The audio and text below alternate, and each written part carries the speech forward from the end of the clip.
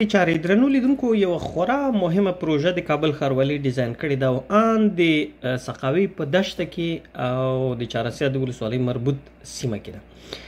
دا منطقه ستاسو ګوري دا د سقاوي دشتې په نامه منطقه ده. دغه د نظامی مرکز ده د کله چې د لوګر له خوا راځي د سقاوي دشتې په پای کې دغه یو پوخ سړک را غځېدلی د موسهي ته تللی ده دا سړک او د موسهي د سړک پر سر باندې که ستاسو فکري دلته لوی نظامي اډه ده د جمهوریت وخت کې دلته دا نظامي اډه وه ښکارېږي دا اډه ساتل شوې ده او نورم لویه پراخه شوې ده او ګردې نو سړکونه ترې تاو شوي دي. په دغه منطقه کې دشته ده او په دې دشته کې تقریبا لویه پروژه داسې ښکارېږي چې په پام کې نیول شوې ده. کابل ښار به نو تر دې د سقاوي دشتې تر دې سیمې پورې راغځېږي. له دغې سیمې نه دا پروژه شروع ده له دې سیمې نه او د کابل لوګر د اوسنی سړک چې ده دا دوه سړکه ده. دا تاسې ګورئ خو دا دوه سړکه په څلورو سړکو بدلیږي او مخامخ ځي د سقاوي دشته کې نورم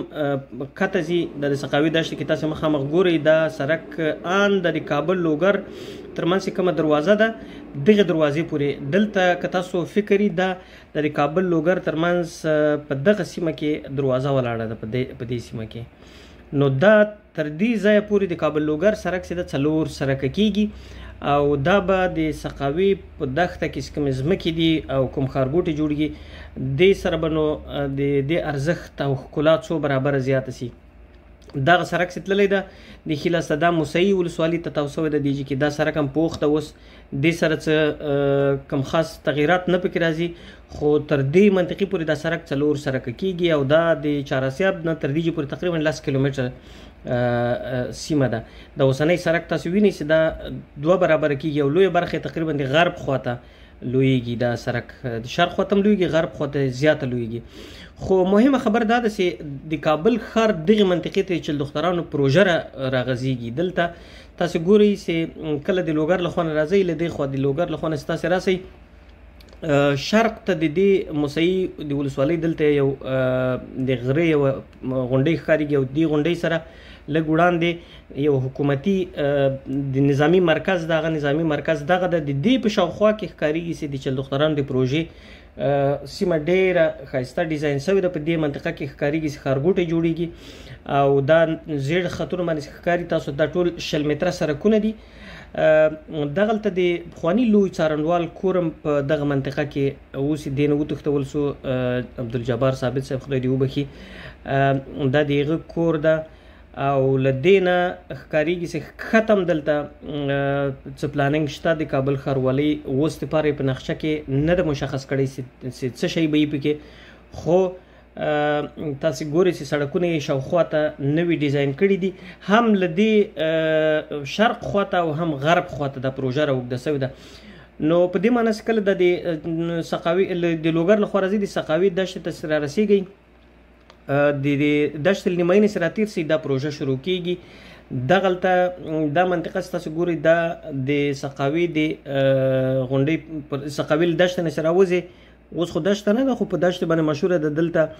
دا دغه پخوانۍ غونډۍ ده دې غونډۍ کې دلته یوه لویه څلورلارې ښکارېږي چې جوړېږي او دا سړک داسې غرب خواته غځېدلی چې دخترانو پروژې منځ ته ځي. دې نه دې خواته هم یو سړک څو سړکونه دي د یو سړک د دوه سړکه درې سړکه د خپله بل لوی سړک چې ورغلی ده مخامخ کته غرب خواته غځېدلی څلورو سړکونو باندې دا تقریبا مشتمل 4 متره سړکونه یو دوه درې څلور دا بیا د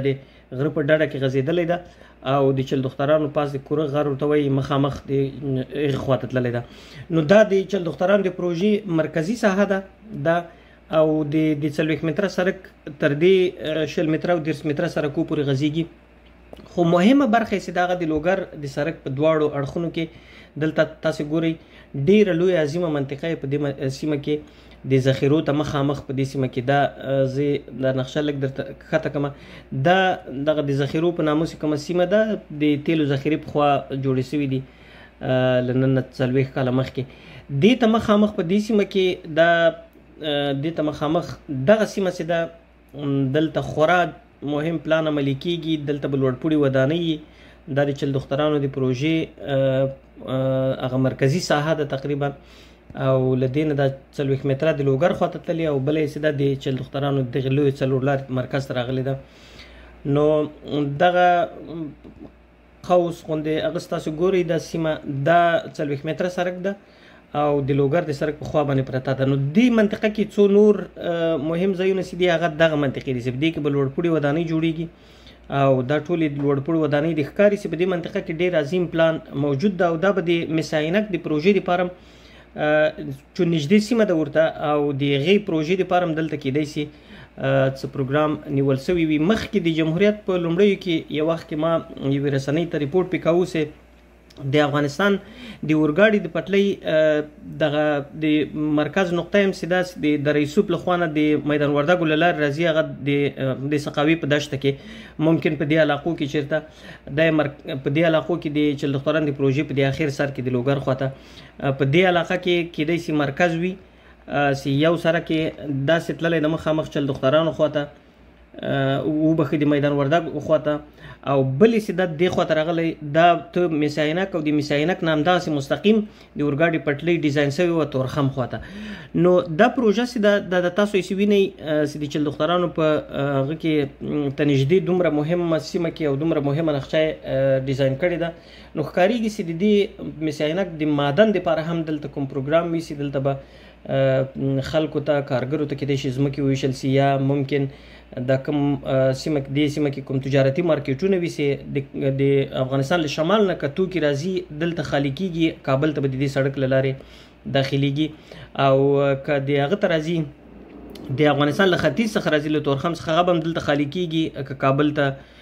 کم توکي داخلي او مخامخ به بیا هغه ته ځي شمال ته او له دې لارې نه د اورګاډي دا پټلۍ چې وه نه غواړم په هغه کې ډېر معلومات ورکړم د دې پټلۍ بل خط چې و دا له دې منطقې نه تقریبا دا کوم مرکزي علاقه ورته ښوولې وه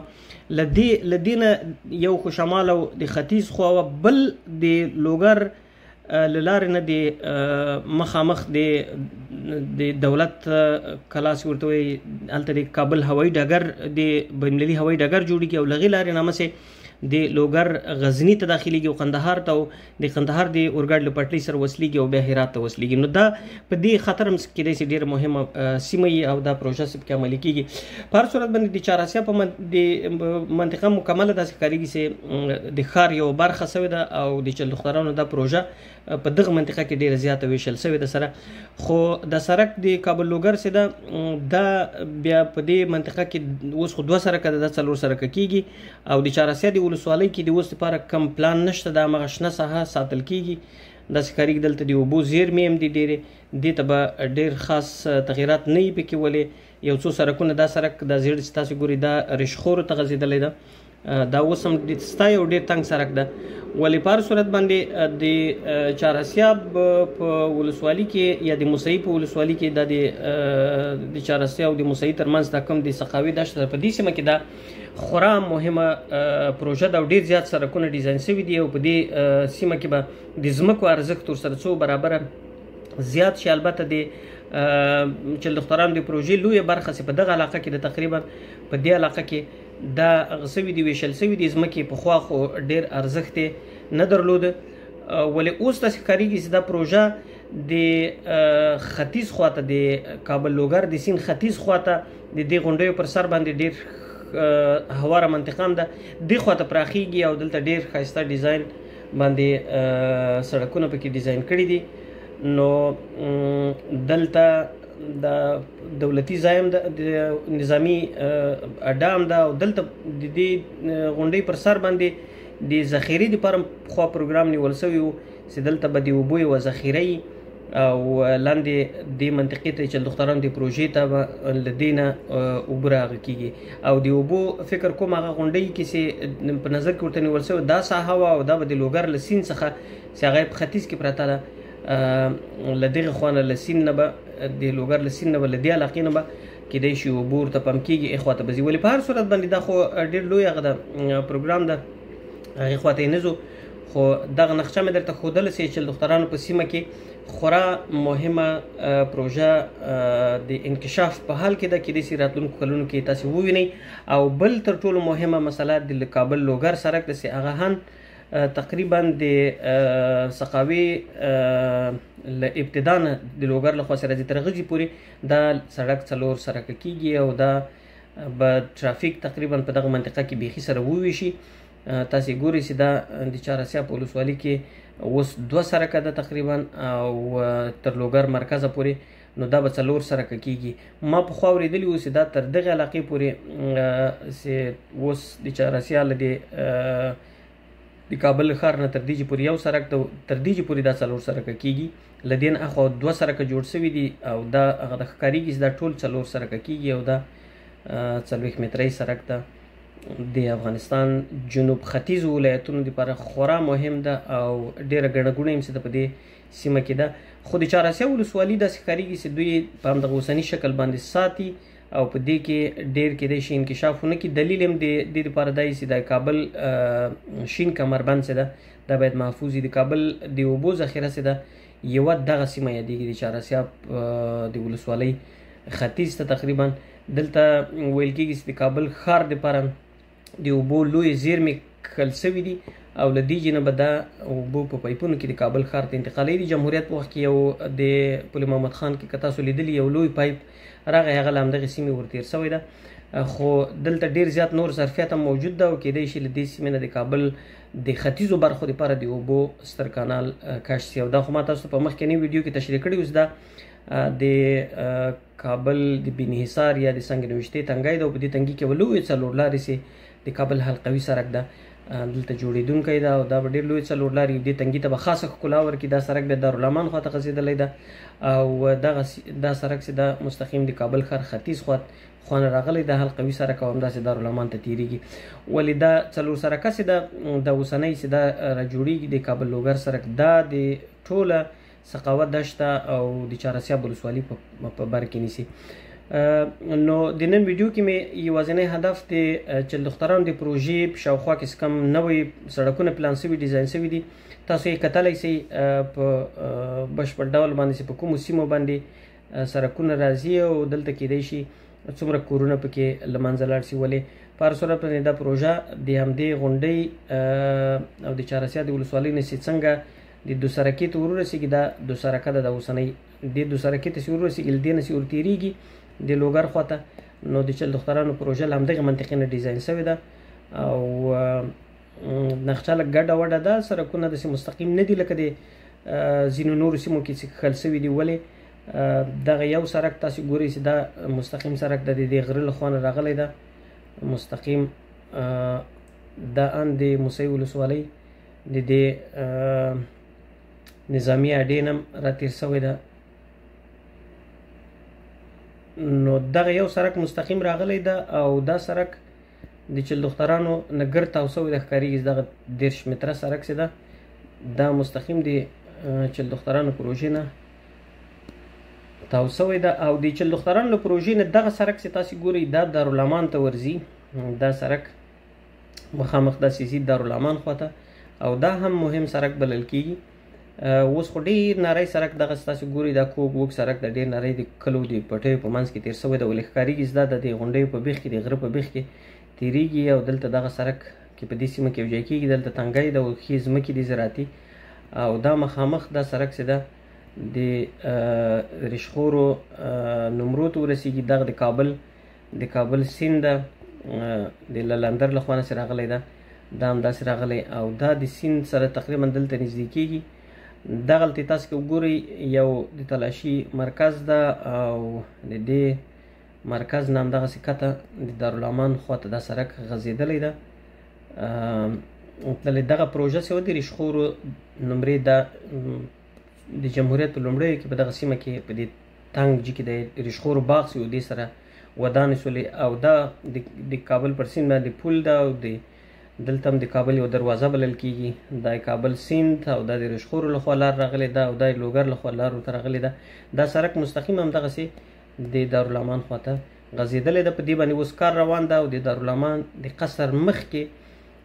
وصلېږي خو له هغه نه مخکې دا د حلقوي سرک سره دلته تاسې وینئ یوه لویه 4 لارې هوایي پل دې سره وصلېږي او دا بیا مخامخ تللی ده د دارالامان د قصر خواته. دا بل سرک داسې د هغه له خوا نه راغلی ده د دارالامان د غره د سر لخوا نه. نو په هر صورت باندې غوښتل مې چې تاسو ته فقط دا دارالامان ماڼۍ ده او دې سړک دغه ځای کې داسې ورته ویږي ښکته. نو مهمه پروژه ده او د دې سړکونو په جوړېدو سره به د کابل ښار ګڼه ګوڼه چې ده ختیځ خوا کې کمه سي او په دې هیله باندې چې دا پروژې په راتلونکو څو کلونو کې عملي سي. ډېر زیات لګښت هم غواړي او دا په د چلخترانو په سیمه کې تقریبا داسې ښکارېږي چې شاوخوا 100 کیلومتره سړکونه واړه او تقریبا 110 کیلومتره لوی سړکونه چې دي په دې منطقه کې جوړیږي او دا هغه مرکزي څلورلارې ده او د دې څلورلارې څخه پیل د کابل تر ښاره پورې په 40 متره سړک باندې وصل ده. نو دا به د افغانستان د ختیځو ولایتونو د خلکو دپاره چې په دغو سیمو کې ځمکې اخیستې دي تقریبا د هغو دپاره به ډېر مؤثر وي او کیدای شي دغه ځمکې څو برابره نور هم ارزښت ورسره خپل زیات کړي، خصوصا د مس عینک لکه چې ما مخکې ویلي د هغه د کار په شروع کېدو سره کیدای شي د دې ځمکو ارزښت څو برابره لوړ شي او د کابل د ختیځه دروازه د افغانستان په تجارتي مرکز باندې بدله شي، لکه څنګه چې ما د اورګاډي د پټلۍ ته اشاره وکړله چې د حیرتانو نه چې راځي د دره یوسف له لارې نه بامیانو ته او حاجي ګک مادان به ورسره وصلېږي، بیا د میدان وردګو له لارې نه لوګر ته او دې منطقې ته راوړي. دلته یې چې دا بیا دا په اصطلاح باندې هغه درې لارې یا څلور لارې ورته وایو چې دا داسې د حاجي ګک له خوا نه دا راغلل. کابل ښار ته به همدلته مالونه ځینې کته کېږي، کابل ښار ته بیا د ټرین سړک د اوس لپاره په پلان کې نشته، خو د لوګر له لارې نه همدغسې غزني ته د پکتیا او د غزني تر منځ اوړي، د خروار ولسوالۍ له لارې نه بیا کندهار ته وصلېږي. نو دا له دغه له کبله هم ډېر مهمه ده او په دې سیمه کې دا کوم نقشه چې ډیزاین شوې ده کیدای شي دغه سیمه کې ډېر زیات تجارتي لوی ګودامونه او مرکزونه جوړ شي. البته دا راتلونکي پلان ته کیدای شي په راتلونکي یوه لسیزه یا دوه لسیزو کې دغه منطقه په بشپړ ډول د اوسنی حالت موږ تاسو بدل ووینو، لکه څنګه چې کابل په دې 20 کلونو کې په مطلق ډول بدل سو. که افغانستان کې امن او پانګونه خصوصي سکتور زیاته کړي دغه منطقه کیدای شي ډېر زیات بدلون رامنځته شي او په همدې هیله باندې چې افغانستان وکولی شي ختیځ یې له شمال سره د اورګاډي په پټلۍ او دارنګه مرکز د افغانستان له لویدیځ غرب قندهار او هرات سره وصل شي. د نن لپاره مننه او درناوی.